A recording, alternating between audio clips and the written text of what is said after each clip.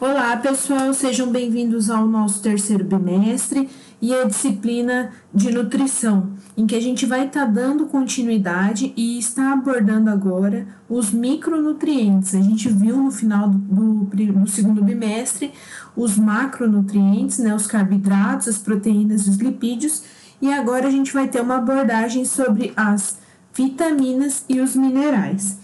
Então, essa aula, ela é importante hoje, né? Ela é referente à importância das principais vitaminas para a saúde humana, seja a sua deficiência ou o seu excesso, podendo ocasionar problemas de saúde pública e para a população brasileira. Então, a gente vai abordar o quê? Os aspectos relacionados às principais funções, fontes, a disponibilidade e quais são essas recomendações dessas vitaminas. Como a gente já viu, né, e essa imagem ela demonstra bem, representa bem, né, a dieta normal dos indivíduos ela se compõe de uma série de alimentos e cabe a cada um decidir aquilo que vai ingerir, correto? E cada um deles é composto por uma complexa mistura de substâncias químicas, ou seja, né, de vários componentes, de vários ingredientes que vão estar aí compondo, né, fazendo essa composição dos alimentos. E o que a gente vê é que muitas substâncias têm ou não importância nutricional, né? Então, a gente vê algumas calorias vazias que propenciam ao excesso de peso, né, e que uma alimentação equilibrada, rica em vitaminas e minerais que vão ajudar na regulação, na homeostase, mantém um corpo saudável. Então, a gente sabe que a alimentação ideal ela deve ser aquela que vai nos fornecer os nutrientes necessários para a manutenção de estar saudável. Então, pensem sempre isso como enfermeiros, né? Em estar orientando uma alimentação para os nossos pacientes o mais equilibrada, o mais limpa possível, né? Como a gente viu aí no primeiro bimestre, pensando na pirâmide alimentar, nos guias alimentares. Nos diversos períodos do ciclo da vida. A gente ainda vai abordar um pouquinho algumas orientações específicas para idosos, crianças, gestantes. Agora falando um pouquinho sobre as vitaminas, assim como os minerais, né? São substâncias que a gente chama de reguladoras, porque junto com as enzimas, elas vão ser responsáveis pela catalisação das reações metabólicas. Então, elas são substâncias orgânicas, que vão ser disponibilizadas a nós, ao homem, pela dieta, por meio da dieta, e são indispensáveis, como eu acabei de falar, né? Elas auxiliam na catalisação dessas reações, são essenciais para o crescimento. Vocês vão ver que em algumas vitaminas específicas podem gerar um retardo do crescimento em crianças. Elas também são essenciais para a saúde do homem e para o desempenho dos animais. Os animais, eles não são capazes de sintetizá-las em grandes quantidades, então a gente não consegue produzir para a nossa própria manutenção uma quantidade suficiente de vitaminas. E embora necessárias em pequenas quantidades, as vitaminas elas são indispensáveis para suportar ou estimular reações químicas do metabolismo animal. Quer dizer que, como a gente chama, né, de micronutrientes, são pequenas moléculas e que a gente precisa em pequenas quantidades. Mas se a gente não consome essas quantidades, a gente vai ter sim consequências no nosso organismo. Os requerimentos de vitaminas vão variar, né? Ou seja, as necessidades de vitaminas vão variar de espécie a espécie. Isso quer dizer o quê? Que gestante pode ter uma necessidade, idosos podem ter uma necessidade, vai depender muito da idade, da fase de produção, né? Se está numa fase reprodutória, garantindo sempre todas as necessidades. Lembrando que vitaminas e minerais não contêm energia, ou seja, elas não têm calorias, né? Então, muitas vezes as pessoas compram polivitamínicos acreditando que vai ter calorias, mas na verdade é só o substrato aí, né? É só o princípio ativo dessas vitaminas e minerais. Quando a gente fala de uma situação de avitaminose, né? Esse A na frente significa não, ou seja, ele está com uma deficiência, uma falta total de vitamina. Quando o indivíduo ele apresenta uma hipovitaminose, eu estou falando pouco, né? Uma falta parcial de vitaminas, que pode acontecer por quê, pela redução da ingestão, né, pela uma má alimentação, por uma dificuldade de absorção, por um problema de doença inflamatória, por um problema do trato gastrointestinal, ainda por alterações da flora, ou seja, teve um processo e tomou um chá de sene, né, eliminou os probióticos da sua flora intestinal, não está conseguindo fazer essa metabolização, né? E ainda com interações, né? Uma baixa, quando a gente tem interações medicamentosas, alguns fármacos, né? Eles inibem a absorção de vitaminas, né? Assim como algumas vitaminas ou minerais, quando consumidos em conjunto, não são absorvidos de uma boa maneira, né? Por exemplo, ferro e cálcio, né? Só adiantando, são dois minerais que, consumidos em conjunto, eles quelam e não têm uma absorção no homem. E quando eu estou falando em hipervitaminose, eu estou falando uma grande quantidade, ou seja, uma ingestão maior, né, por um tempo prolongado. E essa ingestão maior, ela pode sim gerar um problema para esse indivíduo, né, que vai retornar à normalidade assim que ele voltar a consumir doses menores de vitaminas. A gente tem a classificação das vitaminas e essa classificação ela se dá pela sua solubilidade, quer dizer o quê? As vitaminas lipossolúveis, né? Gordura, elas são solúveis em substâncias gordurosas, em álcools, ésteres, enquanto as hidrossolúveis são solúveis em água. As lipossolúveis, né, para ser digeridas e absorvidas, então elas vão estar precisando da bile, do suco pancreático e de uma presença de gordura, né, junto com a sua ingestão. Quais são elas? As vitaminas A, D, E e K, que vai ser as que a gente vai trabalhar hoje, vitaminas lipossolúveis. E as hidrossolúveis vão ser todas aquelas do complexo B, vocês vão ver que tem várias, a gente vai ver brevemente, a vitamina C e algumas outras que são relevantes para enfermagem, ok?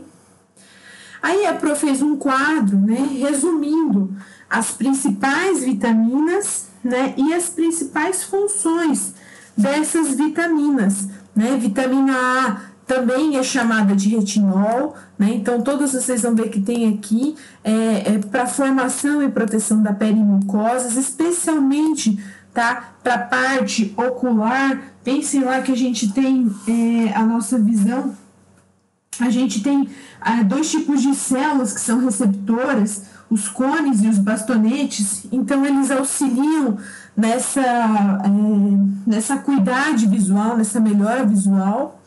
O beta-caroteno, né, muito famoso, conhecido na cenoura. O que é esse beta-caroteno? É uma provitamina A, ou seja, um precursor da vitamina A, né? Então, fala-se que ele ajuda a regular a função produtiva, né? A quantidade de absorção da provitamina A é bem ínfima comparada à vitamina A em si, tá? Que a gente vai ver hoje que é de fonte animal. Aí a gente tem a vitamina D, também chamada de colecalciferol, né, que vai ser essencial, quando eu tô falando aqui, é muito importante para o metabolismo do cálcio e fósforo. Então eu tô pensando aqui em estruturas ósseas, né? A vitamina E, né, também chamada de tocoferol, que ajuda na regulação do metabolismo muscular. A vitamina K, menadiona, que é importante para a coagulação, e ainda as restantes, né, as vitaminas hidrossolúveis, que vai ser o que a gente vai ver posteriormente, vitamina B1, B2, B3, 4, 5, 6, 9, 12C e vitamina H, biotina. Então, dando início à abordagem de hoje, né, referente às vitaminas lipossolúveis, como a Pro falou já ali no início da aula, elas são solúveis em lipídios e em solventes orgânicos, são absorvidas por mecanismos similares à absorção de lipídios, então a gente vai ter essa degradação aí junto com essa absorção por meio da bile, do suco pancreático, e o excesso de vitamina lipossolúvel, que é a vitamina A, D, E e K, vão ser armazenados nos locais onde estão armazenadas as gorduras do nosso corpo. Quer dizer o quê? Que vai ser armazenado no nosso fígado, em formato talvez de triglicérides, né? No nosso tecido adiposo e também no nosso tecido muscular, ok? Então, a gente vai falar um pouquinho primeiro da primeira vitamina que surgiu e que foi descoberta, né? Lá perto de 1913, né? A vitamina A. Então, ela é uma das mais importantes, né? Ela é armazenada, como o Pro acabou de falar, no fígado, no tecido adiposo, e tem uma principal função relacionada com a visão, né? Mas também contribui para outros processos de diferenciação e manutenção do epitélio, auxiliando na reprodução, no desenvolvimento fetal, no sistema imune. Então, aqui algumas funções específicas da vitamina A. Participa do ciclo visual, a primeira e mais importante, auxilia na diferenciação celular, na manutenção de peles e mucosas, auxilia no sistema imune, né, dá uma manutenção e auxilia no crescimento e desenvolvimento ósseo.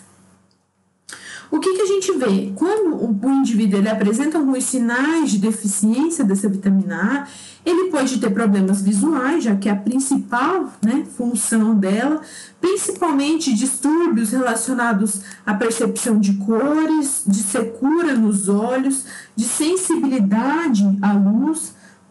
Lembra lá que a visão escura e clara está relacionada aos nossos bastonetes, né? Então pode estar influenciando, né, essa fotofobia, uma cegueira noturna, problemas nas células da pele e ainda uma queda na resistência do sistema imunológico.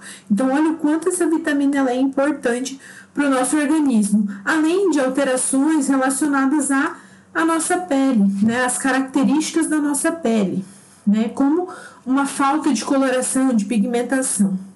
Quando a gente tem, então, uma hipovitaminose A, ou seja, uma baixa quantidade de vitamina A gente tem algumas manifestações, né, que são mais acentuadas, que a gente chama também de xeroftalmia, né? A mancha de Binot, né, Bitot, que é normalmente localizada na parte exposta da conjuntiva. A gente tem aqui, nessa parte exposta da conjuntiva, a xerose, né? Nos estágios mais avançados, a córnea também está afetada, constituindo essa xerose córnea, caracterizada pela perda do brilho, assumindo um aspecto granular, como a gente vê ali na imagem, e ainda tem a cerotomalácia, né? Que vai ser já uma cegueira irreversível. Olha aqui a imagem, né? Causada por uma ulceração progressiva da córnea. Então, o que causa essa baixa, né, esse baixo consumo, né, ou essa baixa concentração de vitamina A no indivíduo? Primeiramente, baixas concentrações no leite materno. Então, indivíduos que não foram amamentados e que não estão sendo suplementados, né, ou que não estavam em demanda, livre demanda do leite materno, né, ou mães que não tiveram um consumo adequado durante a gestação. A gente sabe que gestantes normalmente são grupos de risco e nesse caso são mesmo, tem que suplementar. A ingestão inadequada durante e após o desmame da criança, na presença de doenças prevalentes, como na presença de diarreia, que a gente não consegue ter absorção dessa vitamina, quando a gente tem baixa ingestão de alimentos fonte, né, de hipovitaminose A gente tem ainda alguns fatores que a gente chama, algumas causas relacionadas aos fatores socioeconômicos, não ter condições, né, de comprar um fígado, de comprar ovos, de comprar uma fonte de gordura animal, né? Além da falta de um saneamento ambiental inadequado, alguns tabus e maus hábitos alimentares, tudo isso pode auxiliar ou ser aí um coadjuvante, né, para hipovitaminose A, além da falta de informação. Por isso que a gente tem que sempre saber orientar, né, os nossos pacientes, principalmente os que vão para a consulta de enfermagem lá na unidade básica de saúde, né? Quais são os grupos de risco? Grávidas, recém-nascidos e pré-escolares, que a gente tem que ter uma atenção maior. tá? O termo vitamina A, a gente fala que é genérico, e ele se refere a todos os compostos que exibem essa atividade biológica do retinol. Então, ele tem 3 formas ativas que a gente fala, né? Retinal, retinol e ácido actinóico, ok? Já falei da principal função. Ele é encontrado quase que exclusivamente em produtos de origem animal. Aqui a gente tem uma tabela com uma quantidade, né, e uma quantidade de microgramas de vitamina A. A gente vê que produtos de origem animal têm uma quantidade extremamente grande, né, como leite humano, fígado, óleos de peixe, gema de ovo, leite integral. Por que eu tô falando de leite integral? Porque ele é rico em gordura, né? O leite semi-desnatado e desnatado, ele é dissolvido em maior quantidade de água, né? Então, a gente sabe que a vitamina A é uma molécula lipossolúvel, né? Então, está associada a essa gordura do leite e produtos lácteos. Já os carotenoides, o que são esses carotenoides, né? Que eu estava falando. Eles são mais de fontes vegetais, como aqui a cenoura, né? Como os alimentos, né? Alaranjados, abóbora, cenoura, né? Eles vão ter uma atividade pró-vitamina A, ou seja, são precursores da vitamina A, né? Encontrados em vegetais de folhas verde escura, principalmente espinafre e couve, e nos alaranjados, abóbora e cenoura. E ainda nas frutas não cítricas, que sejam desses tons amarelo alaranjado, né? Como mamão, como manga. O retinol, a gente fala que o retinol, aquele que vem da fonte animal, né, ele tem uma alta biodisponibilidade. O que quer dizer isso, né? Ele é absorvido de 70% a 90%. Já os carotenoides, apesar de apresentar aqui, olha, cenoura, quantidade grande, né, de carotenoides por porção, tem uma baixa biodisponibilidade, ou seja, sua absorção é de 9% a 20%, ok? Aqui a gente tem ainda algumas outras fontes de vitamina A comparado a cada 100 gramas, né? Então, aqui tem as recomendações comparado a 100 gramas. E quais que seriam essas recomendações nutricionais, né? Conforme o grupo etário, né? A partir de 0 a 6 meses, até maiores de 70 anos. Aqui ainda faltou gestantes, né? Faltou alguns grupos específicos. Só para vocês verem, né, a quantidade recomendada de 400 microgramas por dia e a dose máxima, ok? O excesso de beta-caroteno pode provocar uma coloração amarela alaranjada, principalmente quando a gente vê isso em bebês, né, crianças, e onde? Nas palmas das mãos, nas bochechas, nas solas do pé. Diminuindo a quantidade, a dosagem de vitamina A, a coloração do indivíduo já volta ao normal, ok? Então, era isso em relação à vitamina D.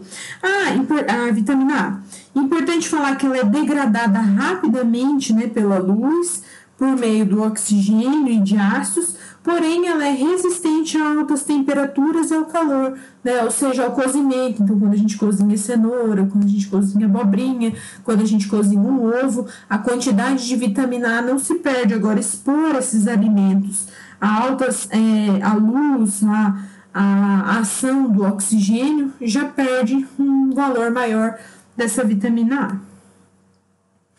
Aí, dando continuidade, né, a gente vai falar um pouquinho sobre a vitamina D, né? Os alimentos que são ricos em vitamina D, né? Óleos de fígado, de peixe e os peixes de água salgada, tais como sardinhas, arenque, salmão e sarda. Os ovos, a carne, o leite, a manteiga também contém aí algumas quantidades de vitamina D, né? Ela se apresenta também de 3 formas: calcitriol, calciferol e colecalciferol, né? A vitamina D, ela é importante porque ela ajuda o corpo a absorver os minerais cálcio e fósforo, né, que vão estar auxiliando no crescimento e no desenvolvimento do indivíduo, né, principalmente dos ossos e dos dentes. Então, ela controla se esses minerais são depositados nos ossos ou são retirados dos ossos para atender a outras necessidades.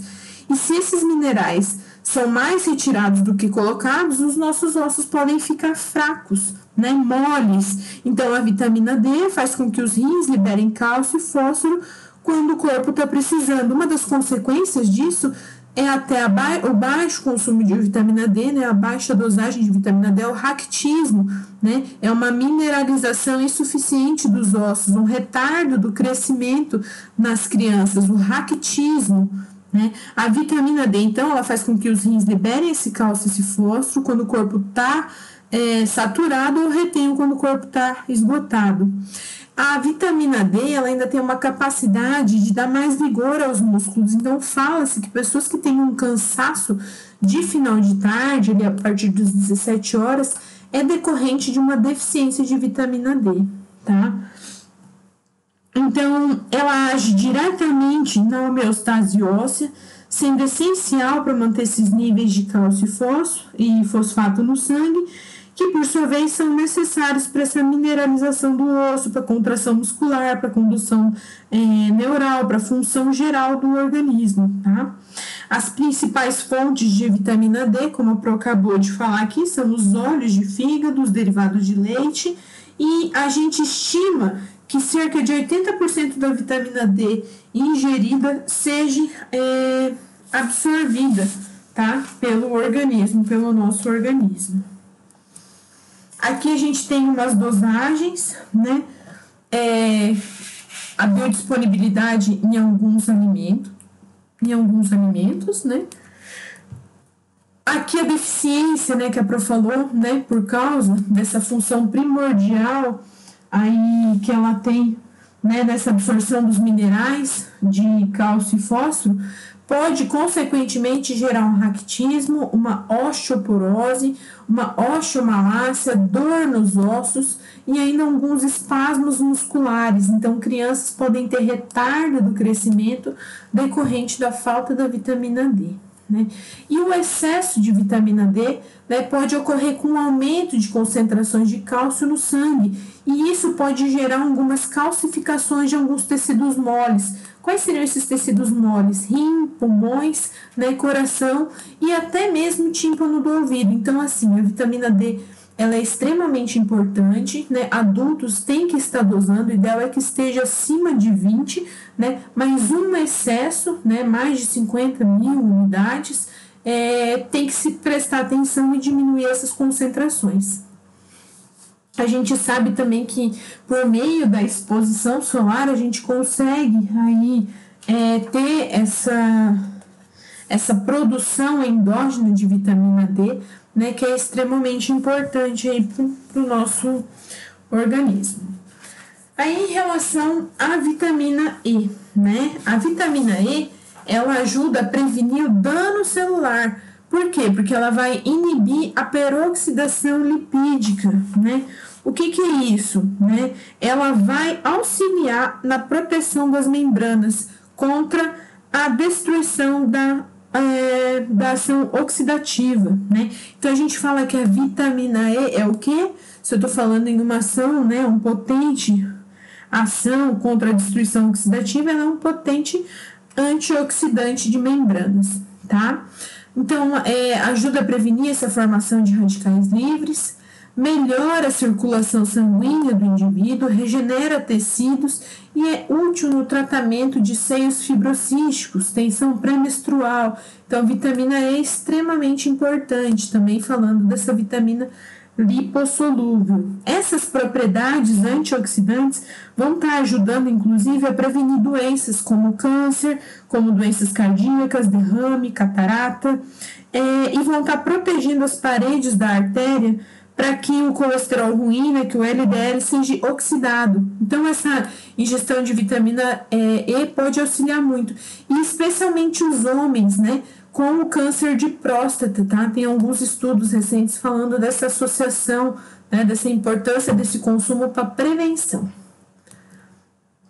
Fontes, né? Principalmente fontes de óleos vegetais, né? Então, que tenham ácidos poliinsaturados, o germe de trigo, amêndoas, avelãs. Então, todas essas oleaginosas, né, são importantes fontes de vitamina E e de antioxidantes. Né? Já ouviram falar que comer 2 castanhas, 2 amêndoas por dia tem a quantidade de selênio, de zinco, de vitamina E que são importantes para o homem, né? E a gente ainda pode ter em fonte animal, só que numa dosagem um pouco menor, né? E vai depender se nessa fonte animal os animais recebiam vitamina E nas suas rações, tá? Como na manteiga, no toucinho, nos ovos. Aqui a gente tem uma quantidade a cada 100 gramas, né? Quantas miligramas de vitamina E a gente encontra. Aqui as recomendações diárias, né, de 19 a 70 anos, 15 miligramas por dia, né, 15 miligramas por dia, olha só, 100 ml, aí 1,6 miligramas, não, 100 gramas de sal, né, aqui a gente já conseguiria, no azeite de oliva, 100 gramas, auxiliar para fazer o arroz, para temperar uma salada, né, tá consumindo, já vai conseguir bater essas quantidades aí, essas recomendações nutricionais. A deficiência de vitamina E pode provocar uma anemia que a gente chama de hemolítica, tá? Um problema em que os glóbulos vermelhos, né, as nossas células vermelhas, vão ficar frágeis e vão se romper, ok? Por quê? Porque a principal função é essa proteção das membranas contra essa função oxidativa. Isso pensando em excesso de vitamina E, não tem nenhuma evidência, tá? Que aborde, que fale, que afirme de efeitos colaterais de seu consumo exagerado, tá? Agora, por último, não menos importante, né? A gente vai falar de uma vitamina que é extremamente importante, fundamental aí para coagulação, né, do nosso sangue. A vitamina K, ela atua então na produção de protombina, que é um fator importante na coagulação do sangue, age ainda na prevenção de osteoporose em idosos e em mulheres na menopausa. Então a gente já vê vários estudos falando aí da importância da vitamina K, tem alguns bem recentes até relacionados a essas mulheres em menopausa, tá? O quanto auxilia. A carência em adultos é extremamente rara, mas pode ser consequência de algumas doenças ou pode ser consequência de uma má função do fígado, de uma má absorção, de uma alteração de flora, né? Ou até mesmo decorrente de uma desnutrição, tá? A carência, ela se manifesta por uma tendência que o indivíduo tem a ter sangramentos, a ter hemorragias, a ter uma dificuldade de coagulação sanguínea, né? Ela foi descoberta lá em 1929, né? Aqui a gente tem algumas fontes de vitamina K, né? Alface, fígado, gema de ovo, grão de bico. Aí a deficiência de vitamina K pode ainda causar, a gente fala, algumas inflamações, como inflamações no intestino grosso, de cólon e hemorragias. Está associada com a má absorção de lipídios ou quando o indivíduo tem uma flora intestinal destruída. E o excesso pode gerar anemia hemolítica, né? E hernícteros em crianças, vou falar do ao vivo, ok? Então é isso. Se tiverem dúvidas, né, mandem mensagem no fórum, na sala do café, podem estar mandando um e-mail para a Pro, tá? Um beijo, espero vocês daqui a pouco no ao vivo.